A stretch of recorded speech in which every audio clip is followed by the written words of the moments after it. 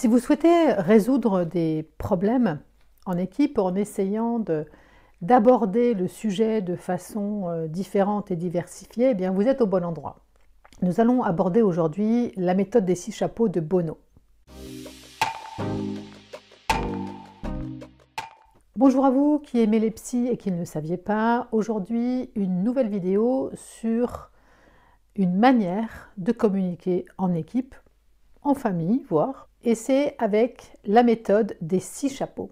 Alors, qu'est-ce que c'est que cette méthode des 6 chapeaux?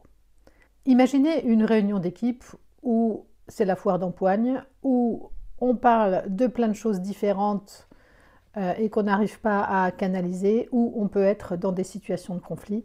Eh bien, on peut proposer la méthode des 6 chapeaux. Alors, qu'est-ce que c'est?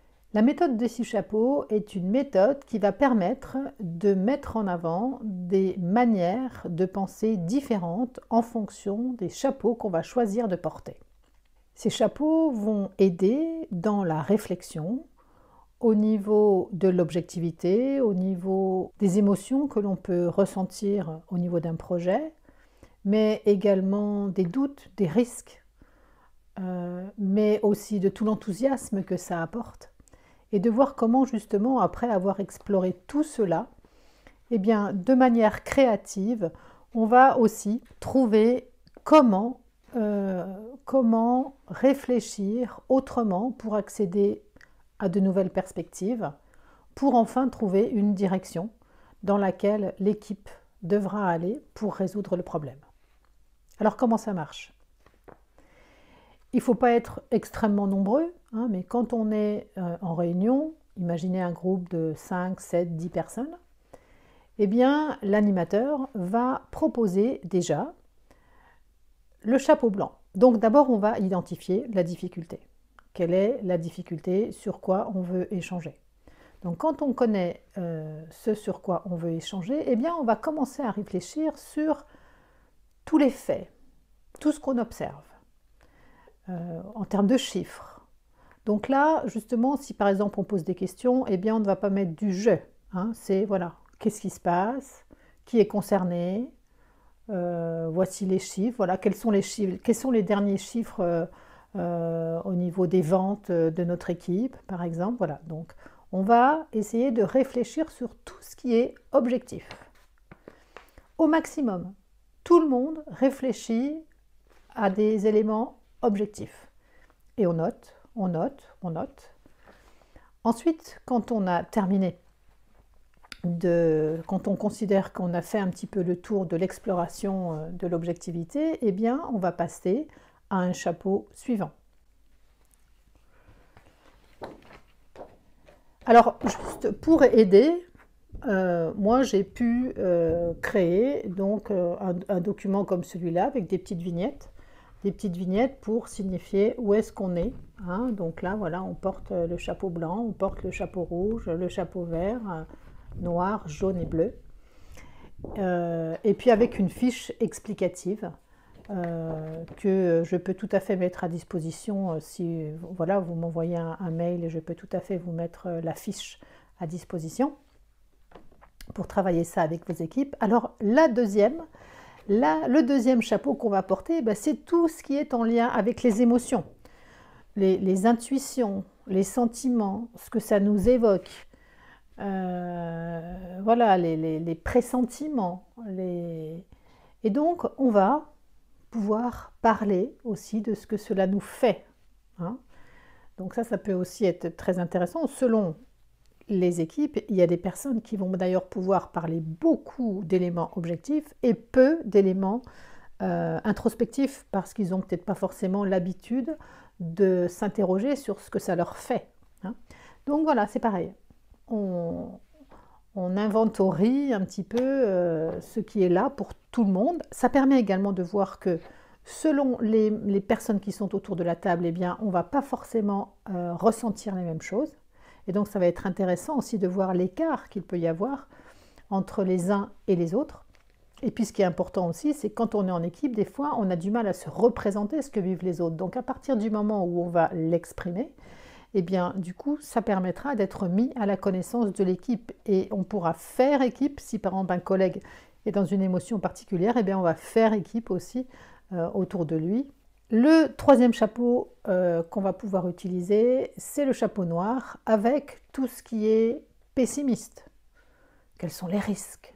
Quelles sont les difficultés? Qu'est-ce qui ferait qu'on n'aille pas dans ce projet? Qu'est-ce qui freine? Enfin, vous voyez, tous les éléments un petit peu négatifs de la chose. Et c'est pareil, on inventorie sous forme de tableau, par exemple, on peut le faire, voilà. Ensuite, au contraire, on va essayer de se mettre dans un schéma de pensée des idées, des pensées positives. Qu'est-ce qui nous enthousiasme? Qu'est-ce qui nous fait envie? Quels sont nos rêves? À quoi on va arriver? Donc, c'est pareil, on inventorie. Et ensuite, on va commencer à avoir pas mal de choses. On va appréhender également, bah tiens, dans ce projet, comment on peut l'appréhender autrement? Aujourd'hui, il est comme ça, mais comment, à l'aide de notre créativité, on va pouvoir le penser autrement, proposer une autre grille de lecture. Alors là, bon, il y a 60 vidéos qui vous attendent dans la chaîne pour essayer de voir comment on peut aussi développer la créativité relationnelle et de voir comment on peut utiliser des médias créatifs pour peut-être mettre en conscience des choses qui ne sont pas forcément là par la pensée, mais qu'en faisant un exercice créatif, eh bien, qui viennent à notre conscience. Hein. Donc n'hésitez pas à aller voir les autres vidéos de la chaîne. Donc on développe aussi voilà, tous les aspects créatifs, avec l'idée de, voilà, aucune censure. On y va, même si ça paraît un peu farfelu, mais voilà, on y va, on énonce, on énonce. Hein. Et puis enfin, la personne qui va animer la réunion va aussi recadrer. Hein. À chaque fois, on est dans des espaces différents. Parfois dans les réunions, justement, ça fuse, et donc du coup, c'est compliqué. Alors que là, on va être dans des espaces vraiment voilà, penser, et du coup on va tous orienter peut-être notre pensée sur les mêmes choses. Et à la fin, quand on aura tout ça, eh bien il va falloir prendre une direction. Il va falloir voir, à partir de ce qu'on a vu, des éléments objectifs, à partir de ce qu'on a vu, de ce qu'on pouvait ressentir concernant ce projet, ce qu'on pouvait, quelles craintes, quels risques on a, ou au contraire, quels désirs, quelles envies, quels rêves, comment on va le faire éventuellement autrement, de manière créative, eh bien on va prendre une direction. Et le dernier chapeau, c'est le chapeau bleu, celui de la direction à prendre. Où là, voilà, quelles sont les solutions que l'on retient? Sur quoi, voilà, on va orienter notre attention pour avoir des résultats différents. Voilà.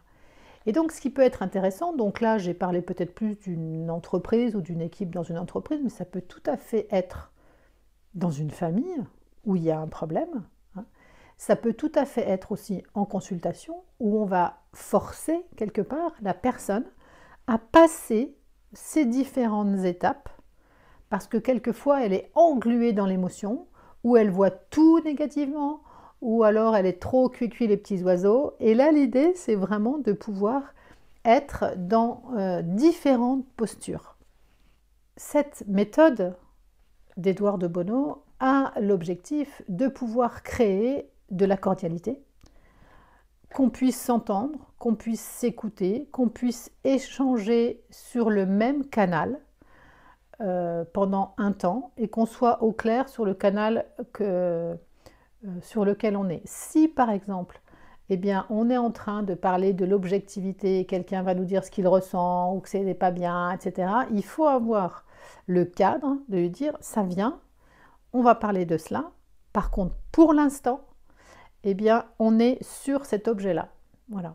Donc ça demande une rigueur hein, pour l'animateur de pouvoir tenir ces différents espaces et que les personnes puissent vraiment incarner et porter ces différents chapeaux de couleurs.